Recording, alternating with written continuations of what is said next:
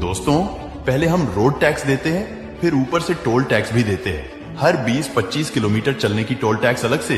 क्या मन में कभी सवाल नहीं उठता आपका, जब हमने रोड टैक्स दे दिया तब फिर टोल टैक्स क्यों देना है? या तो हम रोड टैक्स ना भरे तब समझ में आए, जब रोड टैक्स भरे तब टोल टैक्स क्यों? हमारे ही रोड टैक्स की पैसे से रोड बन रही है, फिर उसी पे चलने के लिए टोल टैक्स क्यों? और हर 20-50 किलोमीटर पर क्यों?